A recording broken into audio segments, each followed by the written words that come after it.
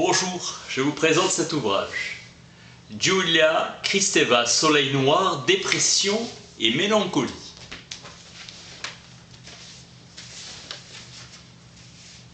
Ce livre traite des dépressions que nourrit un deuil impossible de l'objet aimé et perdu, le sublime né dans la mélancolie.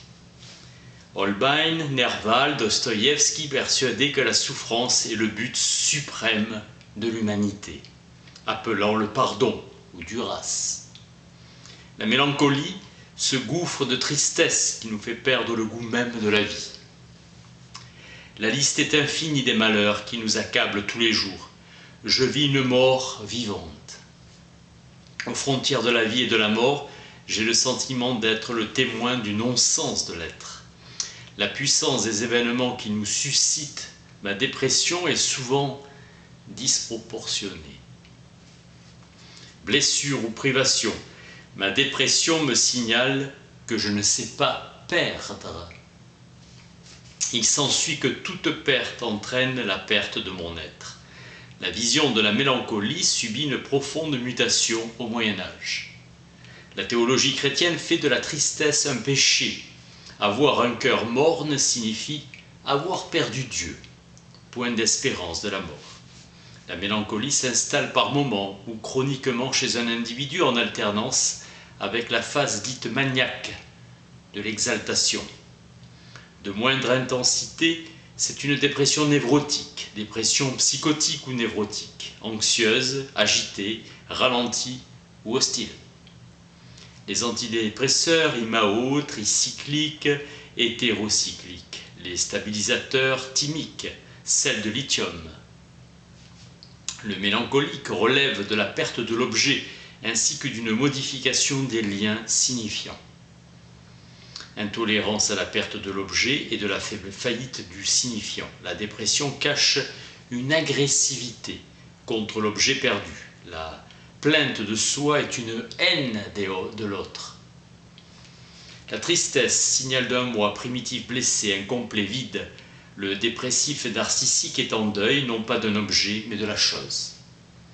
Métaphore de Nerval, lumière sans représentation, la chose est un soleil rêvé. Le dépressif a l'impression d'être déshérité d'un suprême bien innommable. L'affect, c'est la chose, pulsion de vie qui en même temps m'isole. L'analité se mobilise dans la mise en place de cette chose. Pour le dépressif, la chose comme le moi sont des chutes qui l'entraînent dans l'invisible et l'innommable, où le verbe n'est pas encore mon être. Freud considère la pulsion de mort comme une manifestation intrapsychique d'un héritage phylogénétique, remontant jusqu'à la matière inorganique. La réaction thérapeutique est négative, pulsion de mort comme inaptitude biologique et logique. La mélancolie narcissique manifeste cette pulsion à son état de désunion d'avec la pulsion de vie. Inaptitude à l'intégration, l'affect dépressif peut être interprété comme une défense contre le morcellement. Le dépressif ne se défend pas contre la mort, mais contre l'angoisse que provoque l'objet érotique. La tristesse est l'humeur fondamentale de la dépression. L'humeur est un transfert généralisé, Jacobson. La peur de la castration s'éclipse devant la peur de perdre l'objet. Être déprimé, c'est être emprisonné dans un système d'action, agir, penser selon des modalités dont le ralentissement en constitue une caractéristique. Daniel Wittlocher. Déni du signifiant chez le déprimé, le discours est dialogue. L'enfant psychotique est un traducteur incapable qui ignore la métaphore.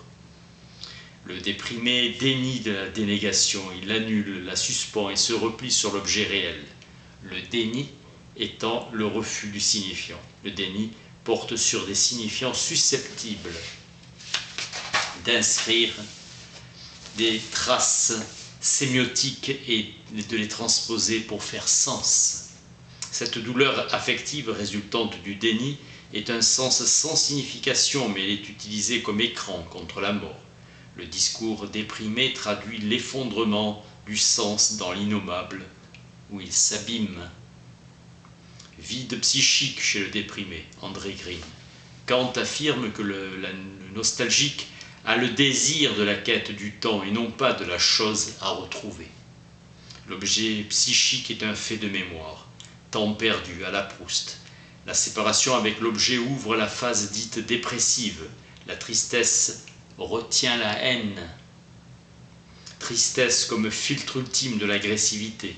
La perte de l'objet érotique est ressentie par une femme comme une attaque contre sa génitalité et équivaut à une castration.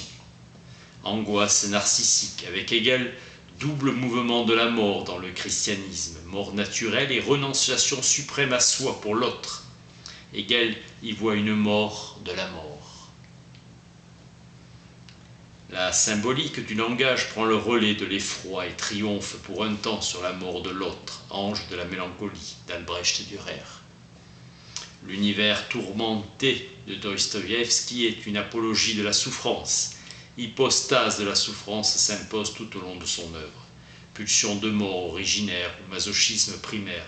Chez Mélanie Klein, l'agression devance la souffrance. Freud évoque le degré zéro de la vie psychique, où la souffrance non érotisée est inscription psychique primordiale d'une rupture. Les pulsions des héros dostoïevskiens se retournent sur leurs espaces propres. Au lieu de devenir des pulsions érotiques, elles s'inscrivent comme une humeur de souffrance. Il préférait fréquenter les gens enclins au chagrin.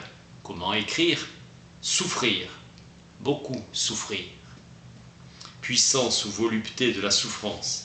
La littérature est une mise en scène des affects au niveau intersubjectif, les personnages, et du niveau intralinguistique, le style.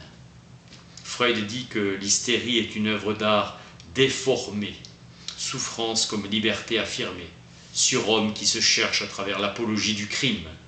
L'érotisation de la souffrance paraît secondaire. La souffrance, indice majeur d'humanité, est la marque de la dépendance de l'homme vis-à-vis d'une loi divine. Le nihilisme est la révolte du croyant contre l'écrasement transcendantal. L'idée du pardon habite totalement l'œuvre de Dostoïevski. Le pardon est presque une folie. L'idiot est sans rancune. Ridiculisé, insulté, bafoué, le prince pardonne. D'avoir trop souffert, il prend sur soi la misère des autres.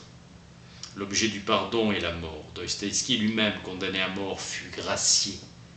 Vision du beau et du juste, le pardon, troisième voie entre l'abattement et le meurtre. Atemporalité du pardon, temps de la suspension du crime, le temps de la prescription. Miser sur le renouveau de la personne. Hannah Arendt rappelle le sens chez saint Luc des mots grecs de pardon, aphiéné, métanoën, renvoyer, changer d'avis, revenir, refaire son chemin. Pour mon amour, je vous exclus un temps de l'histoire. Le pardon renouvelle l'inconscient, car il inscrit le droit à la régression narcissique dans l'histoire et la parole. Le pardon ne lave pas les actes, attachement à l'amour comme un principe de renouvellement de l'autre et de soi. Saint Thomas lie la miséricorde de Dieu à sa justice. Le pardon humain essaie de se modeler à son image. Le cinéma demeure l'art suprême de l'apocalyptique. L'image a le pouvoir de nous faire marcher dans la peur. Saint Augustin l'avait déjà vu. Bien que l'homme s'inquiète en vain, cependant il marche dans l'image. L'expérience de Marguerite Duras, c'est un affrontement avec le rien de Valérie, ce rien qu'impose la conscience troublée par la Seconde Guerre mondiale. Ne pas donner Duras au lecteur fragile, douleur tamisée. Les livres nous font côtoyer la folie. Les textes apprivoisent la maladie de la mort. Ils font avec elle sans distance, complicité avec la douleur. Avec Duras, nous avons la folie en pleine lumière. Nous sommes présents au rien du sens et des sentiments. La mort et la douleur sont la toile d'araignée du texte, et malheur au lecteur complice qui succombe à son charme. Même passion douloureuse et meurtrière, le deuil devient impossible. Dans Hiroshima, tout y est, la souffrance, la mort, l'amour et la folle mélancolie d'une femme, film de René en 1957. La mélancolie durassienne comme déflagration de l'histoire.